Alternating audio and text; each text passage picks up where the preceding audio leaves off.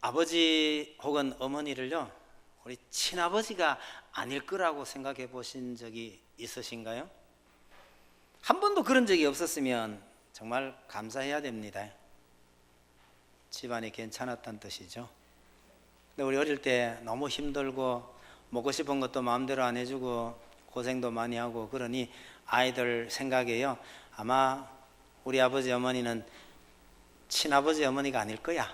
그리고 내 친아버지는 아마 저 이웃나라 먼 나라의 임금님이실 거야.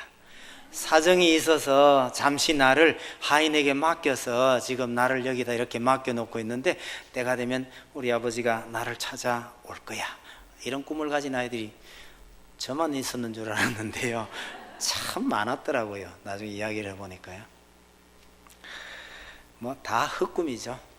다 헛꿈인데 그렇게 힘들게 살고 있는데 어느 날 진짜 이웃나라에 의리의리한 임금님이 찾아오셔서 내가 너 아버지란다 그러고 나타나면 여러분 어떻게 될까요? 그냥 꿈이나 한번 꿔보셔요. 꿈도 못 꾸나요 뭐.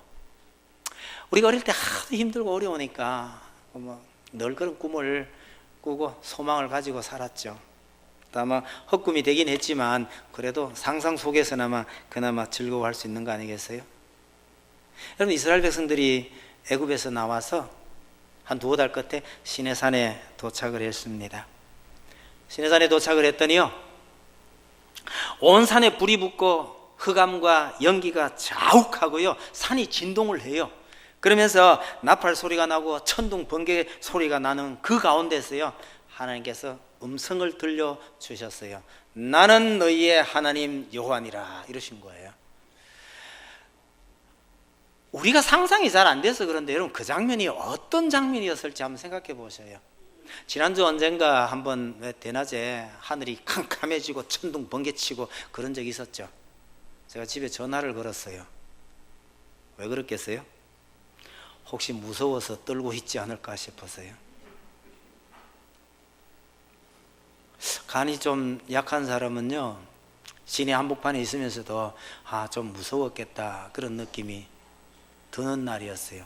아니 겨우 하늘이 어두워지고 천둥 번개 좀 치고 그냥 비가 쏟아지는데 그래도 무서워하는 사람이 있으면요, 산 전체가 진동을 하고 불이 그냥 치솟아 오르고 한쪽에서는 시커먼 연기가 품고 나팔 소리가 들리고 천둥 같은 하나님의 음성이 들렸어요. 여러분, 하나님이 반가웠을까요? 무서웠을까요? 이스라엘 백성들은 무서웠어요. 너무너무 무서워서 하나님 이제 제발 그만 말씀하시고 그 모세에게 말씀하시면 우리가 그 모세의 말씀을 듣겠습니다. 이제 그만 말씀하옵소서 이랬단 말이에요. 하나님께서 무슨 말씀을 들려주셨을까요? 오늘 우리가 읽은 이 6절 있죠. 6절에서부터 21절까지 전부 다예요. 다른 말로 하면 십계명 전부를 하나님께서 그 속에서 친히 음성으로 들려주셨어요. 이스라엘 백성들이 얼마나 두려웠는지 모릅니다. 얼마나 두려웠으면 이제 그만 말씀하옵소서 이렇게 사정했다니까요. 예전에 이런 거 물어보면 오답이 많이 나와요. 여러분, 하나님께서 이스라엘 백성들에게 십계명을 어떻게 주셨나요? 이러면요, 답이 뭐예요? 돌판에 새겨주셨어요 그러죠? 돌판에 어떻게 새기셨나요? 불이 팍팍팍팍 들어가지고 그냥 돌판에 쫙 새겨 이렇게 주셨대요. 그거 어디서 본 건데요? 영화에서 본 거예요. 옛날에 그 유명했던, 여러분 그 당시로서는요 진짜 대단한 영화였어요. 쉽게 바닷물이 갈라지고, 그죠? 바닷물 서로 달리는 장면, 그 다음에 바위에 불이 이러면서 글자 쓰게 나가는 거예요. 지금은 뭐 많이 발달했지만 그 당시로서는 그 참 대단한 기술이었고, 어릴 때 그거 보면서 얼마나 그게 했는지 몰라요. 이게 너무 강해가지고 하나님께서 십계명을 어떻게 주셨냐 그러면 바위에 새겨서 주셨다 그러는데, 여러분 그건 나중의 일이에요. 그 나중에 그리 하셨고, 이스라엘 백성들이 처음 하나님 만났을 때는요, 방금 말씀드린 이런 광경 속에서 하나님께서 친히 음성으로 들려주셨어요. 그걸 상기시키면서 모세가 뭐라고 그러냐면요, 옛날부터 지금까지 다 한번 찾아봐라. 세상에 하나님이란 분이 신이 나타나셔서 친히 이런 광경을 보여주시며 말씀하신 그런 민족이 어디 있느냐 그러는 거예요. 너희가 하나님의 말씀을 잊지 말고 하나님께서 주시는 그 교훈을 잘 받아들이라고 하나님께서 너희 귀에 너희 눈에 친히 나타나셔서 이런 말씀을 주셨느니라. 그게 십계명이에요. 이쯤 되면 이스라엘 백성들이 그 십계명을 잊어버렸을까요? 그걸 뼛속 깊이 간직했을까요? 우리 생각에는요, 야, 그런 일 한 번만 겪으면 평생 안 지워질 것 같잖아요. 근데 사람이 그런 존재가 아닌가 봐요. 그렇게 인상적이고 충격적으로 하나님께서 주셨음에도 불구하고 모세가 산에 올라가 있는 동안에 밑에서 금송아지 만들고 있잖아요. 이게 참 인생인가 봅니다. 그러다가 난리가 한번 나고 난 후에 어느덧 세월이 한 40년 지났습니다. 40년 지나고 난 후에 그 다음 세대들이 모인 그곳에서 모세가 40년 전에 너희 조상들이 하나님을 처음 만났을 때 이러했고 그때 하나님께서 이 계명을 주셨다라는 것을 오늘 반복하고 있는 대목입니다. 이 대목이요. 그러니까 40년 조상들이 받았던 그 십계명 그 장면을 다시 상기시키면서 그때 이랬었는데 너희가 이 계명을 정말 앞으로 어떻게 해야 될 거냐를 쭉 다시 설명하는 대목인데, 제가 틈나는 대로 이 신명기 말씀을 좀 더 강론을 하려고 합니다. 왜 그런가 하니까 이 신명기가 그렇게 중요한 책이기도 합니다. 제가 재미난 기억 중에 하나는요, 제가 가르치던 그 성경 공부 시간에 어떤 남편이 하나 딸려왔어요. 부인 등살에 못 이겼어. 딸려와가지고 성경 공부를 이렇게 좀 하고 있었는데 은근히 재미가 있었던 모양이죠. 그러더니요, 그러면 제가 성경을 한번 읽어보겠습니다. 이래서 혼자서 성경을 처음부터 끝까지 다 읽고요, 저한테 답을 이렇게 말해요. 목사님, 교회 안 다니던 사람입니다. 부인 따라가 억지로 한 번씩 끌려가 주는 그 정도인데 성경 설명을 좀 듣고 나더니 한번 읽어야 되겠다 하고 작심하고 읽고 온 거예요. 여러분, 한번 읽고 이런 말 하는 사람은 제가 얼마나 충격적인지 제가 그분 잊을 수가 없어요. 이럽니다. 목사님, 성경의 중심은 신명기입니다. 왜 그러냐 그러니까요, 신명기 앞에 써 있었던 모든 이야기의 결론이 신명기고 신명기 뒤에 나오는 모든 역사의 얘기는 신명기 말씀대로 살았을 때에 그 말대로 이루어졌느냐 안 이루어졌느냐를 보여주는 예시입니다. 이러는 거예요. 안 놀라시나요? 여러분, 성경을 한 번 읽고 이걸 이렇게 정돈할 수 있으면 이 사람은요, 머리가 아주 비상한 사람입니다. 우리는 아무리 읽어도 그런 생각 안 들던데 이게 정상입니다. 근데 어떻게 한 번 읽고 말이죠, 구약 성경의 중심은 신명기입니다. 앞에 이야기의 총결론이 신명기 맞습니다. 그리고 신명기 이후에 나오는 긴 이스라엘 역사 잘 한번 보세요. 신명기 말씀대로 살았을 때 이스라엘은 이렇게 복을 받았고 드물지만요, 근데 신명기 말씀대로 안 살니까 이렇게 고난을 당하더라. 그 얘기가 그 다음 뒷 얘기 다 하는 거예요. 제가 그 말을 듣고요, 이야, 진짜 이 사람 대단한 사람이다. 제가 물었어요. 그 정도 독해력을 가지고 글을 읽어서 파악할 수 있는 능력이 그 정도일 것 같으면 인문 과목을 공부했으면 크게 됐을 것 같은데 왜 세라믹 박사가 됐어요? 세라믹 박사 뭐 한 사람이죠? 포항에는 그 용광로 있잖아요. 용광로 안에 쇠녹이는 데 가면 벽돌이 들어가요. 벽돌이 들어가는데 이건 이제 연구하는 연구소 연구원이죠. 그 시절에 세라믹 박사는 쉽게 말하면 옛날 대학을 갈 때 어디를 가야 되느냐 하면요, 도자기과 이런 거 있잖아요. 도자기 굽고 뭐 하는 이런 과거든요. 그러니까 죄송하지만 그 대학 성적 커트라인을 치면 아주 낮은 대학이에요. 근데 그 머리를 갖고 왜 거기를 갔냐 이랬더니 고등학교 때 아버지가 군인이었는데 여기저기 떠돌다 보니 공부를 잘 못해가지고 담임선생님이 성적표를 내놔놓고 넌 임마 여기밖에 안 되겠다 그래서 쿡 찍어 간 데가 거기라는 거예요. 이야, 진짜 공부 좀 제대로 했으면 기자로 나갔거나 아니면요 이 글 쓰는 작업 했으면 진짜 대가가 됐겠다 그런 느낌이 드는 사람이에요. 그래서 세라믹 연구해가지고 아주 잘 나가는 사람입니다. 여러분 그분이 성경 한 번 읽고서 이 이야기를 했다는 거는요 그 사람도 대단하지만 신명기라는 책이 얼마나 그 성경에서 차지하는 비중이 중요한 것인가를 잘 보여주는 대목이기도 합니다.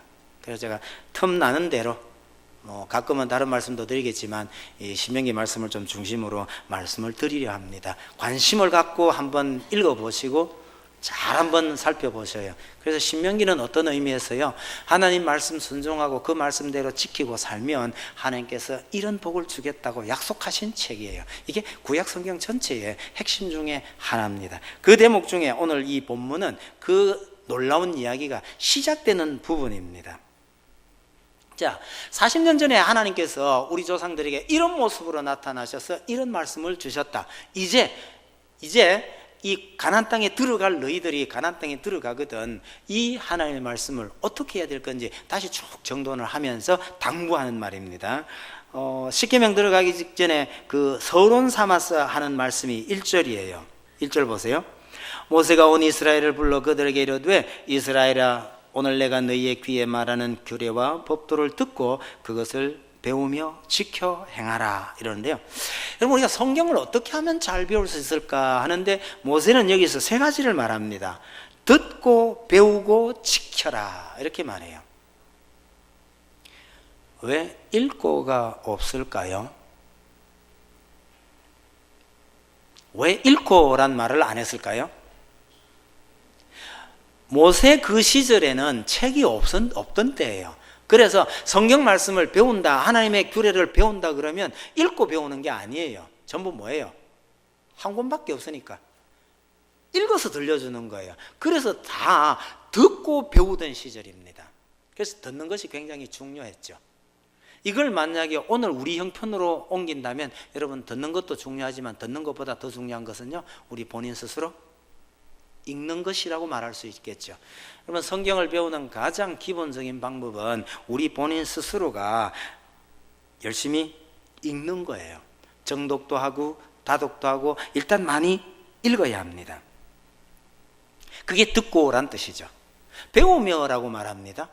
배운다는 것은 좋은 책을 만나거나 아니면 좋은 스승을 만나는 것도 좋은 방법 중에 하나입니다. 똑같은 성경을 읽었는데 우리 목사님이 어떻게 저렇게 설명을 할까? 그럴 때는 많이 배워야 합니다. 왜? 먼저 고민하고 먼저 묵상하고 하면서 이걸 많이 하나님의 마음을 잘 읽어내려고 애를 많이 썼기 때문에 그런 현상이 생겨나는 거죠. 이럴 때 좋은 목사님을 만나서 잘 배우는 것, 성경을 배우는 데 있어서 굉장히 중요한 유익이 될 수 있는 방법이죠. 그러나 그것보다가 더 중요한 거, 세 번째, 지켜 행하란 말이 있죠. 그러면 지켜 행해야 배우는 겁니다. 여러분 성경을 어떻게 잘 알 수 있느냐 하는 것은 읽었어, 배웠어, 내용을 아는 걸로 끝내는 게 아니고요. 알게 된 그 내용을 실제로 지켜 행해 보아야 그 말의 의미를 제대로 알게 된다는 겁니다. 수영은 어떻게 배우나요? 박사들에게 물으면요, 수영 배우러 가실래요? 예. 뭐부터 할까요? 서점에 가서 책부터 사요. 우리는요, 일단 수영장 티켓부터 끊어야죠. 일단 물에 들어가야 배우는 거죠. 책만 보면요, 책만 열심히 보고 있으면 머리로는 배우는데 실제로 물에 갖다 넣어놓으면 안 되는 거죠. 제가 어릴 때 포항송도에서 컸는데 그 옆에 수산대학이 하나 있었어요. 처음에 입학한 학생들요, 제일 먼저 가르치는 거 수영부터 가르쳐요. 배에 태워가지고요 저 앞바다 나가요. 다 밀어버려요. 나가라. 그러면 길을 쓰고 나가야 되잖아요. 그럼 배가 뒤에 슬슬 따라옵니다. 따라오다가 도저히 못 나가서 바닷물 먹어가면서 꼴깍거리고 있으면 건져내요. 건져내가지고 호흡도 하고 시키고 이래가 물 좀 짜내고 한참 쉬겠다가 또 밀어버려요. 여러분 하루 이틀이면 다 나와요. 이론도 안 가르쳐주고 요령도 없고 바다에서는 떠있기만 하면 살아요. 떠있다 보면 나가요. 읽기도 안 하고 가르치기도 안 하고 뭐부터요? 행하는 것부터 가르쳐 버리니까 제일 빨라요. 여러분, 말씀대로 살아봐야 이 말씀의 의미가 무엇인지를 알게 되는 거예요. 그 말씀대로 살아본 사람하고 그냥 머릿속에 배워서 아는 사람하고는요, 이 비슷한 게 아니고 굉장히 달라요. 많이 다릅니다. 우리 동생 중에 하나가 야구 좋아하는 동생이 있는데요, 우리 집에 오면 맨날 야구만 봐요. 우리 어머니가 옆에 있다가요, 첫날 만날 똑같은 거 그거 뭐하러 그리 보냐. 여러분, 야구 중계각이 첫날 만날 똑같은 겁니까? 그때마다 다른 겁니까? 여기도 아마 두 팔걸요? 다 다르다는 분 있고, 아니면요 다 똑같다고 그래요. 누가 다 다르다고 그래요? 잘 아는 사람. 잘 모르는 사람은요, 맨날 똑같잖아요. 한 사람은 던지고 한 사람은 치긴 뭘 쳐요. 헛방하고. 치는 거 잘 못 봤어요. 맨 헛방만 하죠. 그 똑같은 거예요? 다른 거예요?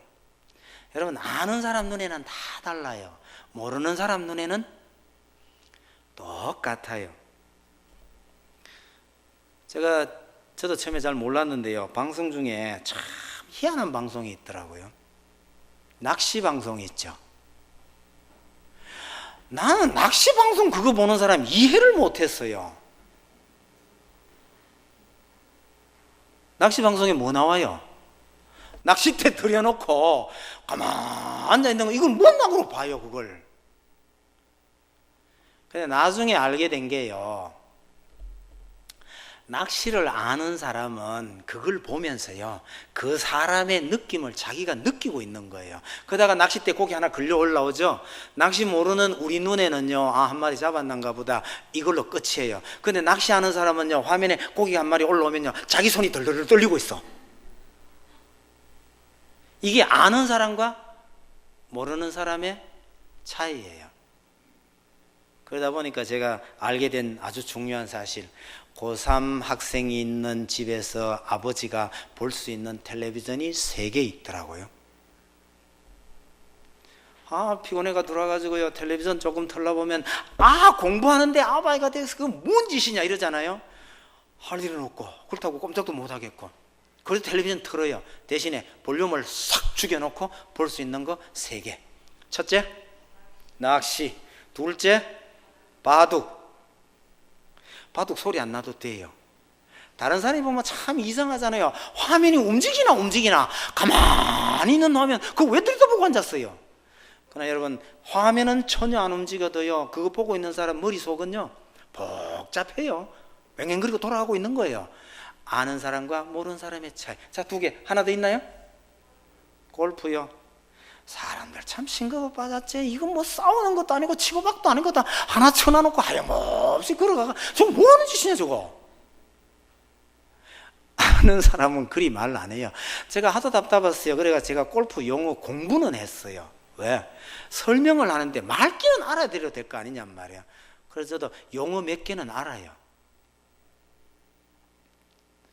장황해졌습니다마는 여러분, 내용을 아는 사람과 모르는 사람은 똑같은 걸 봐도요, 느낌이나 이해도가 전혀 달라요. 전혀 달라. 여러분, 한국 사람들은 된장국 냄새를 맡으면 어때요? 구수하죠? 네. 외국인들 사는 데서 된장국 한번 끓여보세요. 뭐라 하는지 아세요? 어느 집 화장실 푸나? 이거 왜 이러냐? 왜 똑같은 냄새가 어떤 분에게는 구수하게 들리고 어떤 분에게는요 그렇게 고약한 냄새가 되나요? 알고 모르고의 차이입니다. 그래서 하나님의 말씀을 듣고 배우고 지켜 행하라라고 하는데, 이 지켜 행하라를 안 하면 우리가 성경을 아무리 읽고 설교를 아무리 많이 들어도요, 여전히 수박 겉만 핥고 있는 거하고 마찬가지라는 사실을 잊지 마시기 바랍니다. 2절 3절 참 기막히는 말이 하나 있어요. 우리 하나님 여호와께서 호렙산에서 우리와 언약을 세우셨나니. 여러분, 이 말이 맞나 틀리나를 생각해 보세요. 호렙산에서, 다른 말로 시내산이에요. 시내산에서 우리와 언약을 세우셨대요. 여러분, 이 말을 듣고 있는 사람들 중에는 그 호렙산에 있을 때 태어나지도 않았던 사람들이 훨씬 더 많아요. 아니, 자기 아버지 세대가 거기에서 하나님의 말씀을 들었는데 모세가 뭐라 그러냐면요, 하나님께서 그 산에서 우리와 언약을 세우셨대요. 조금 더 봅시다. 3절. 이 언약은 여호와께서 우리 조상들과 세운 것이 아니요, 여기 우리 조상이란 우리 아버지 세대를 말하는 겁니다. 우리 아버지들과 세운 게 아니고, 아니 실제는 우리 아버지하고 세운 건데. 그 다음요, 오늘 여기 살아있는 우리, 곧 우리와 세우신 것이라. 여러분, 모세가 지금 여기서 이 말하고 있는 거 굉장히 중요합니다. 여기 앉아있는 이분들 중에서는요, 하나님께서 시내산에 나타나셔서 그렇게 말씀하신 음성을 안 들어본 사람이 훨씬 더 많아요. 그런데도 모세는 뭐라 그래요? 하나님께서 오늘 우리와 이 언약을 세우셨다고 말하는 거예요. 40년 전 사건이에요. 성경이 우리에게 뭘 말하고 있는지 보세요. 3500년 전에 하나님께서 이스라엘 백성들에게 주셨던 말씀, 그게 성경이라고 치면 그 성경은 오늘 우리와 아무런 관계가 없을 수도 있죠. 그러나 하나님은 말씀하셔요. 실제로 줄 때는 3500년 전에 이스라엘 백성들에게 줬다 할지라도 오늘 너에게 하는 말씀이야. 이것이 하나님의 말씀입니다. 이걸 믿는 사람에게는요, 그 옛날에 주어진 이 말씀이 오늘 우리에게 역사한다는 사실을 잊지 마시기 바랍니다. 혹 어떤 아이들이요, 성경 말씀요, 아이고 그 캐캐 묵은 옛날 책 아닙니까? 또 저 이스라엘 사람들에게 준 책 아닙니까? 이런 사람에게 성경은 아무런 유익이 없어요. 시대가 얼마나 흘렀는데요. 시대에 뒤진 캐캐묵은 책 아닙니까? 흔히 아이들이 잘 모른 채 그런 말을 하기도 합니다. 그러나 여러분 잊지 마셔요. 진짜 중요한 것은 시대가 흘러도 변하지 않습니다. 시대 흐름에 따라야 된다 그러는데 맞아요. 그러나 진짜 중요한 것은 시간이 지난다고 해서 변하는 거 아니에요. 여러분, 세월이 얼마나 지나면 여자가 남자가 될까요? 요즘은 조금 되나 봐요. 남자 여자 분간도 안 되는 사람들이 제법 있기는 한 것 같아요. 아니 거꾸로 세월이 얼마나 지나면요, 인간이 하나님이 될까요? 세월 따라 시대 흐름 따라 변하는 것도 있지만 진짜 중요한 것은요, 변하지 않아요. 3500년 전에 이스라엘 백성들에게 주셨던 이 말씀이 오늘 우리에게 주신 하나님의 말씀이라고 믿는 사람에게 이 성경은 살아서 역사하는 겁니다.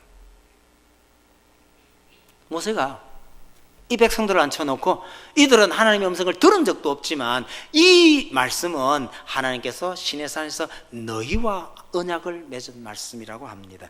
굉장히 중요한 말씀이에요. 그렇게 서론 삼아서 이야기를 한 후에 하나님께서 들려주셨던 말씀을 직접 전합니다. 6절부터죠.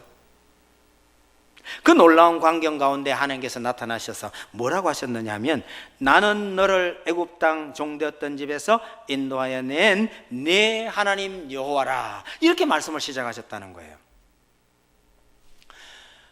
여러분, 이 말씀은 엄청난 충격인데 이 말씀을 가볍게 여기는 사람들이 굉장히 많았습니다.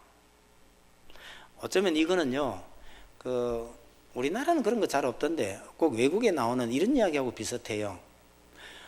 그냥 고생하면서 뭐랄까 참 가난하고 어렵게 살고 있는데 어느 날요, 누군가가 나에게 엄청난 재산을 상속시키고 돌아가셨다는 거예요. 알고 봤더니 백만장자가 나한테 엄청난 재산을 상속시키고 돌아가셨는데 그분이 마지막 부탁이 우리 가문의 명예는 지켜달라, 이러면서 어마어마한 재산을 상속시켰다는 거예요. 내가 그 사람의 무슨 인척이 되나 봐요. 얼마나 놀랄까요? 얼마나 좋을까요? 혹시 여러분 그런 꿈 안 꿔보세요? 내 이름으로 된 재산은 하나도 없는데 수십 년 전 우리 할아버지가 돌아가실 때 재산을 남겨두고 가셨는데 이거 여태 모르고 계셨는데 그게 어느 날 덕후덕 연락이 왔어요. 할아버지가 이런 재산을 남겨두고 가셨다고요. 그럼 어떻게 돼요?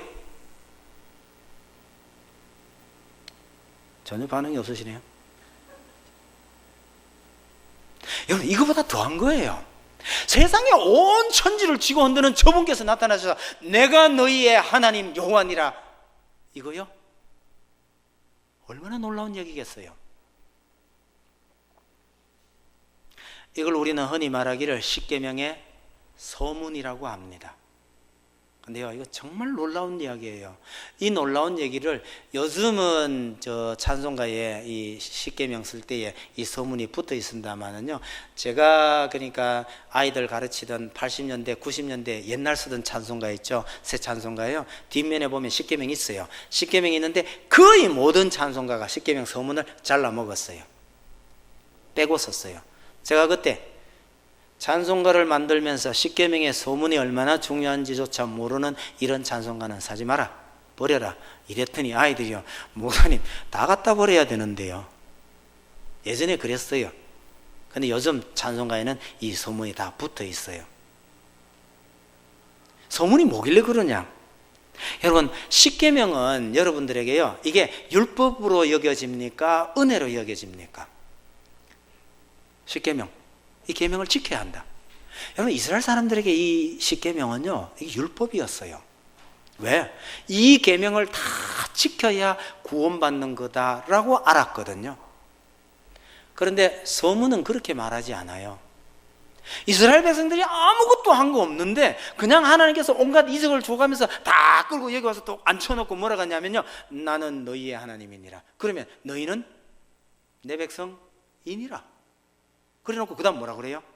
내 백성이니 이제는 이렇게 살아라. 그러고 십계명을 주신 거예요. 순서상 잘 보세요. 이걸 다 지키고 이대로 해야 너희는 내 백성이니라, 이게 아니에요. 그냥 불러도 앉혀놓고 너희는 내 백성이야 그래 놓고 그 다음 요거는 지켜라 이러시는 거예요. 여러분, 이게 은혜예요, 율법이에요? 은혜입니다. 이스라엘 백성들이 이 일을 다 해서 하나님의 백성이 된다 이러면 이건 율법이에요. 구원의 조건이 될 테니까. 근데 이스라엘 백성들은 아무것도 안 했어요. 하나님께서 다 하셨어요.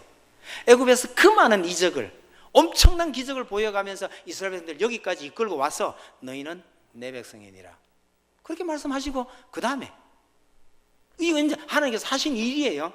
이런 일을 다 하신 하나님께서 이제 뭐라고 했냐? 너희는 이렇게 살아라. 그게 율법이에요. 만약에 머리 똑똑한 용기 있는 이스라엘 백성 하나가 있어서 하나님 질문이 있는데요, 저 계명 중에 만약에 못 지키는 게 있으면 어떻게 되나요? 이렇게 질문했으면 하나님께서 뭐라고 답변하셨을 것 같아요? 야, 못 지키면 못 지킨 놈 잡아다가 애굽에 도로 갖다 넣어야지 그랬을 것 같아요? 그럴 리가 없는 거예요. 왜? 이미 너희는 내 백성이라고 해버렸는데요. 뭐 그럼 못 지키면 어떻게 돼요? 한 대 맞을 수는 있겠죠. 한 대 맞을 수는 있지만 다시 이 백성을 애굽에 갖다 집어넣는 일은 하나님 안 하셔요. 여러분, 백만장자가 어마어마한 재산을 나한테 상속시켜 놓고 돌아가시면서 우리 가문의 명예를 지켜다오 이랬으면요, 그렇게 해야죠. 뭐 때문에요? 내가 받은 재산이 얼마나 많은 거 생각하면 그 부탁 못 들어드리겠어요? 설령 못 들어드리면 어떻게 해요? 할 수 없지만 어떻게 해요? 여러분, 하나님께서 이스라엘 백성들에게 어마어마한 선포를 하시고 그 다음에 이 계명을 지키라 이렇게 하셨기 때문에 십계명에 있어서 제일 중요한 것은 서문입니다. 그 안에 10개보다가 더 중요한 것이 서문 한 구절이 더 중요한 거예요. 이거는 절대 바꿀 수 없는 거예요. 우리가 흔히 하는 말로 이건 빼도 박도 못하는 이 말뚝이에요. 이거는. 그랬으니 너희는 이 계명을 지키라라고 말씀하시는 것이죠. 그래서 여러분, 십계명은요 율법 아니에요. 하나님께서 우리에게 주신 은혜입니다. 제가 이걸 설명을 어떻게 하냐 여러 가지로 설명을 했었는데 그 중에 하나가 참 괜찮은 게 그 옛날 요즘은 잘 모르겠어요. 옛날에 대학의 합격 통지서하고 비슷해요. 합격 통지서. 이거 진짜 위력이 대단한 겁니다. 합격 통지서의 내용을 누가 쓰는지 아시나요?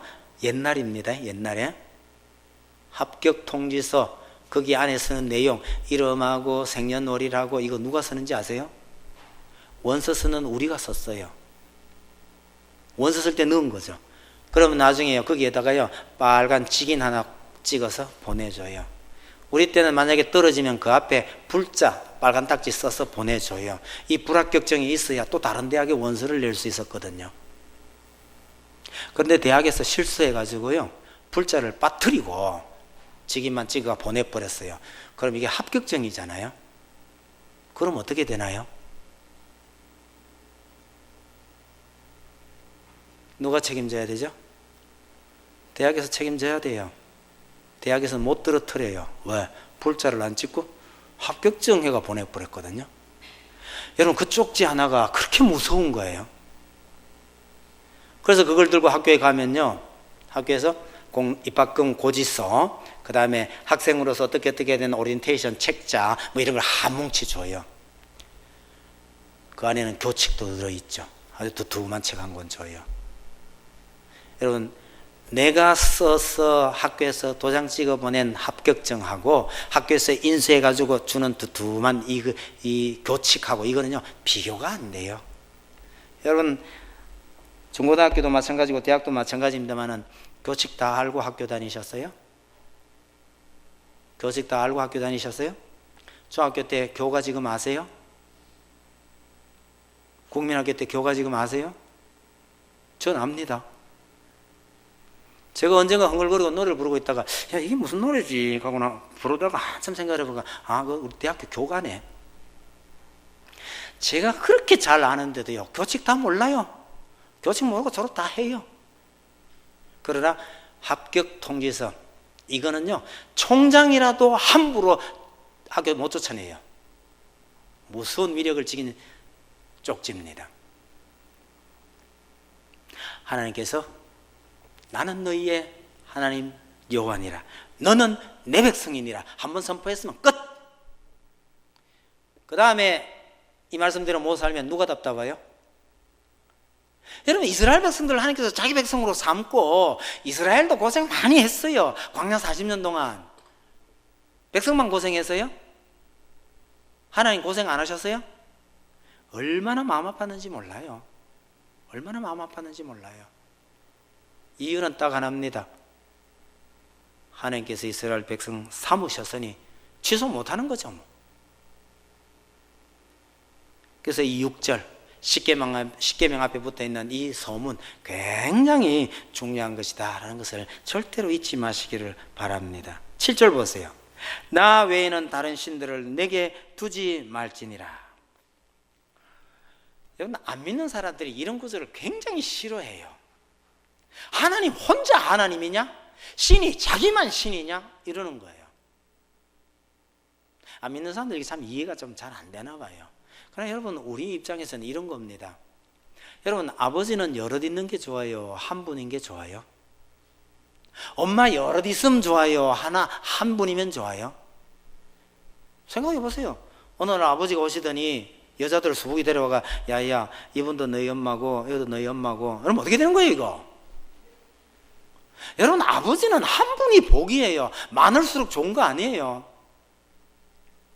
하나님이 우리의 아버지시라면, 이 모든 만물을 만드신 분이라면 그분은 한 분인 것이 복이라는 얘기입니다. 한 분인 게 맞아요. 그런데 이 땅에는 웬 놈의 신들이 그렇게 많나요? 여러분, 사람들이 신을 많이 만들어 놓은 거예요. 인조신. 왜 신을 많이 만들었나요? 이용하려고요. 여러분, 사람들이 특히 로마 그리스에 나오는 저 많은 신들은요 사람들이 자기 편의해서 만들어 놓은 신들이에요. 전부 다가 만들어 놓은 신은 사람이 그 신을 위해 존재하는 게 아니고 그 신들이 사람을 위해서 존재하는 거예요. 전혀 달라요. 신들이 만약에 사람을 위해서 존재한다고 하면 그 신은 우리의 아버지가 아니고 우리의 종이에요. 하나님은 우리가 이용할 수 있는 하나님이 아니에요. 우리는 하나님을 우리의 아버지로, 우리의 창조주로 섬길 뿐입니다. 그런 분은 한 분이 정상이에요. 아버지는 한 분인 게 정상이고 그게 제일 좋아요. 반면에 종은요, 많으면 많을수록 좋은 거예요. 이 땅에 웬 신이란 존재가 그렇게 많으냐? 사람들이 자기 종처럼 쓰려고 만든 신이란 사실을 기억해 두셔야 합니다. 여러분, 특별히 우리가 성경이 말하는 하나님은 일반 사람들이 생각하는 그런 신하고 개념이 전혀 달라요. 이런 하나님은 한 분인 게 맞다는 거예요. 이런 성경에 나오는 하나님을 잘 모르는 사람들이 원래 종교도 원래는 다신교였는데 이게 점점 진화를 해가지고 유일신으로 갔다, 그렇게 설명을 해요. 종교학자들이 그런 말을 하는데 제가 그 사람들 참 어리석다 싶어요. 여러분, 우리나라에 신이 많나요? 적나요? 굉장히 많아요. 우리보다가 더 신이 많은 나라가 일본일 거예요. 일본 진짜 온갖 귀신들이 들끓는 나라죠. 인도보다, 아니, 답이 나와버렸네요. 일본보다 더 많은 신이 있는 나라가 인도예요. 여러분, 어느 나라 할 것 없이요, 신들이 바글바글해요. 유일신이 있는 나라가 가만히 생각해 보세요. 이스라엘 외에 없어요. 진화라고요? 이스라엘 주변의 모든 나라가 얼마나 많은 신들이 있는지 모르는데 그 한가운데 들어앉아 있는 이스라엘 혼자만 유일신을 이야기해요. 이게 진화라고요?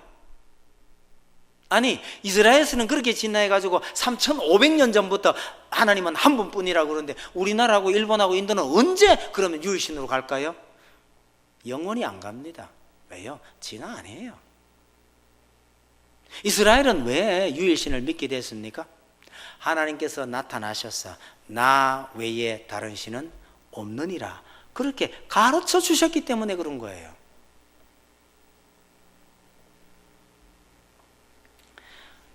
지금은 좀 덜했습니다만 우리나라에 보면 굽은 길이 참 많았어요. 옛날에 잘 가다가요, 길이 휙 돌아가거나 아니면 제가 본 길 중에는 저 두 개나 기억합니다. 길이 쭉 가다가 가운데 이렇게 쫙 갈라져요. 갈라져가 이렇게 합쳐서 갑니다. 그 가운데 뭐가 있게요? 커다란 나무나 큰 바위예요. 여러분, 옛날 우리 조상들은요, 큰 나무만 보면 신이 들어있는 거고 큰 바위를 보면 신이 있어서 그거 함부로 손 안 댔어요. 피해가고 돌아가고 이랬단 말이에요. 그러다가 길 내면서 나무를 베자 아니면 이 돌을 치우자 난리가 납니다. 마을 어른들이 나와가지고요, 차라리 내 목을 쳐라 이러고 버티는 거예요. 그거 다 신으로 여겼다는 얘기입니다. 유일하게 나 외에는 다른 신이 없느니라 라고 성경이, 하나님께서 신이 우리에게 가르쳐 주셨다는 사실을 기억하실 필요가 있습니다. 이게 진짜예요. 나 외에 다른 신은 없는데 이스라엘이 자꾸 다른 신을 섬기게 되면 어떻게 될까요? 9절 보셔요. 하나님에게 도무지 어울리지 않는 희한한 표현이 있어요. 어떤 하나님요? 질투하는 하나님. 여러분, 남자가 질투한다 이러면 예쁘게 보여요? 쪼다같이 보여요? 남자가 질투하고 있으면요, 여러분, 원래 질투는 여자의 전유물이지 무슨 남자들이 질투를 하고 그러냐. 옛날에는 이렇게 말하면 됐는데 요새는 또 거꾸로 달라져 갖고 목사님 아닙니다, 요새 남자들이 질투를 더 해요. 아니, 옛날부터 남자들이 질투를 더 하긴 했는데 다만 질투를 티를 내면 너무 형편없는 남자가 될 것 같으니까 티를 안 냈을 뿐이에요. 안 내고 있다가 진짜 심해지면요, 총 메고 나오잖아요. 여자는 질투해도 총 메고 나가는 일 없죠? 남자는 질투하면요, 총 메고 나와요. 사랑이 많은 남자예요? 바보예요? 총 메고 나와가지고 누구 불러도 가는 그 사람을 보고 누가 정말 사랑 많은가 보다 이러나요? 택도 없는 소리 하지 마세요. 질투란 말이 절대로 좋은 의미로 안 쓰였어요. 근데 딱 한 가지 경우예요. 너무너무 사랑하는 사이에서 저 사람이 나 때문에 질투하고 있구나 라는 느낌이 팍 들면 요거 얼마나 짜릿한지 아시나요? 요거 얼마나 짜릿한지 아세요? 아시는 분만 아십시오. 여러분, 사람 사이에서도 남자가 질투한다면 이런 느낌이 드는데 어떻게 하나님께서 나도 질투하는 하나님이야 이런 표현을 다 쓰셨냐는 얘기죠. 이건요, 백성을 너무너무 사랑하기에 하실 수 있는 표현입니다. 왜? 너희가 섬겨야 할 하나님은 나밖에 없는데 어떻게 해서 너희가 다른 신을 섬길 수 있느냐 이 말씀을 하는 거죠. 여러분, 이 질투하시는 하나님이란 표현 속에서는 하나님께서 우리를 어떤 존재로 여기고 있냐라는 걸 잘 보여줍니다. 성경은 그렇게 말해요.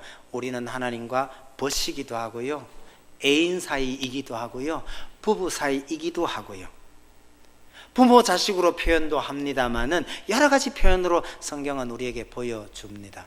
그 중에 좋은 거 하나 골라서 마음대로 하세요. 하나님은 나의 친구도 좋고요, 애인도 좋고요. 질투하는 하나님 하는 이 표현은 말하자면 하나님은 우리를 마치 애인처럼 여기고 계신다는 거예요. 그런데 이 자식이 어디 다른 놈 쳐다보고 앉아서 나도 질투할 줄 안디 이럴 땐 조심해야 되는 거예요. 그 하나님께서 나 외에 다른 신을 내게 두지 말라 그렇게 말하는 거예요. 안 믿는 사람들이 하나님의 이 말씀을 보고 하나님은 참 편협하다 그렇게 말하죠. 하나님의 이 사랑을 모르면 그게 편협으로 보여요. 그런데 진짜는 하나님은 우리를 향해서 지독한 사랑을 갖고 계시다라는 것을 잘 보여주는 말씀입니다. 그래서 나 외에 다른 신을 섬기지 말라 그런 얘기를 하시는 거죠. 그러면서 9절 뒤편에 보시면 나를 미워하는 자의 죄는 3, 4대까지 이르게 하고 나를 사랑하고 내 계명을 지키는 자에게는 1000대까지 은혜를 베푸느니라 이렇게 말씀하시는데 참 눈 안 좋은 분들이요 1000대까지 은혜 베푼다는 것은 자꾸 잊어버려요. 어디에 주목을 하느냐 하니까 3, 4대까지 여기에 자꾸 주목하는 분들이 많아요. 여러분 집에 가셔서 1000대와 3, 4대는 어느 정도 차이인지를 계산을 한번 해보시기 바랍니다. 이건 비교가 안 되는 거예요. 저 양반들만 대답하셔요. 무슨 성씨 무슨 파 몇 대 손쯤 되시나요? 양반만 대답하세요. 무슨 성씨 무슨 파 몇 대 손들이세요? 양반이 아무도 없나요? 자, 우리 담임 목사님한테 물어봤어요. 안동권 씨 복야파 35대래요. 아니 누가 물으면 그 정도 해줘야 그게 양반 아니에요? 남양홍 씨요? 한할까요? 솔직히 저도 잘 못해요. 우리 집사람한테 물으면 어제 물었더니 가르쳐줬어요. 남양홍 씨 사강공파 33대래요. 여러분 이게 언제부터 계산해서 지금까지 33대 35대인지 아시나요? 신라시대 때 아니면 고려시대 때 그때부터 지금까지 계산된 게 30몇 대예요. 여러분들 다 가서 확인 한번 하셔요. 아시겠지만 거의 30몇 대예요. 40대까지 잘 안 나와요. 여기 지금요 거의 30몇 대예요.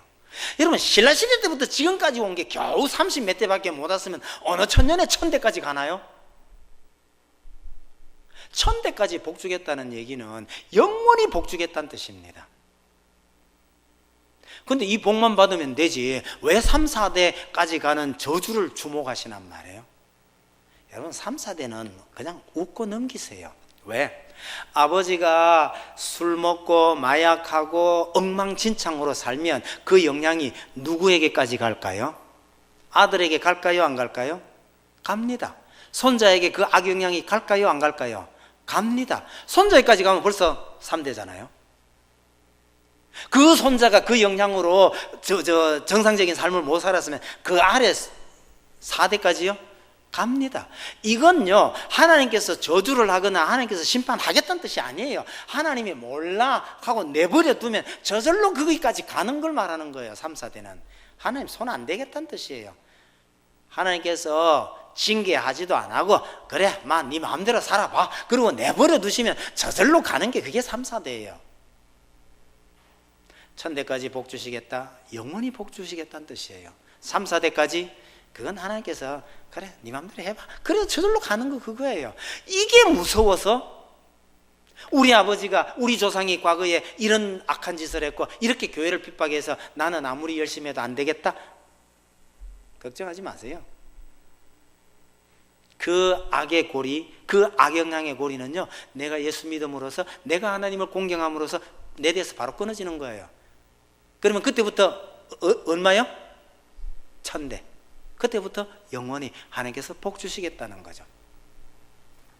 하나님을 제대로 섬기고 그런다면요, 그 이전에 어떠한 악영향이 있었고 우리 조상이 어떤 악한 일이 있었다 하더라도 그건 내 데서 끊어지는 거예요. 이걸 우리는 흔히 팔자 바뀌었다고 말하잖아요.